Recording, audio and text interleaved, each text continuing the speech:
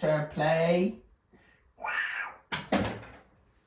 Before we even explore the lyrics, I mean, I would say like right off of the bat, that is a song that I think draws you in a lot more than say the previous song of Caramel did. I think immediately after first listen, I am much more intrigued by this song.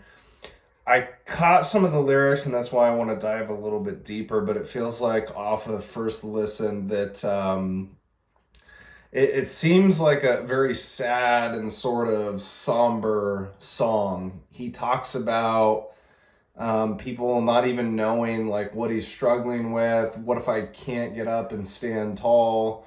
Like there was a few lines in this song that were very telling of a story, but again, I don't fully understand it because there is just so much that is going on in a first listen that you're trying to grab all of it. You're trying to understand the music, but also the lyrics, and that's why it takes a few times to get through a song and really sort things out in your own head. But my goodness, that was beautiful. Another chord progression from a piano, and then it goes into a little bit heavier, but just more percussion, more instruments that they added.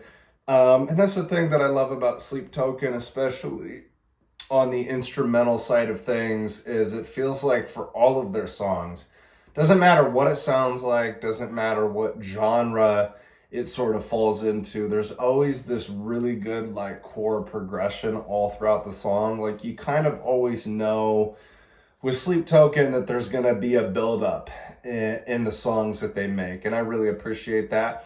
I guess the only thing that I would say, if I'm going to play like devil's advocate to that fact, is I think they might want to be a little bit careful with that song structure, because I don't know if that's something that like people are going to get used to or people are going to get tired of. Ultimately, like they're the band and they're the artists and the musicians, and they get to make those decisions.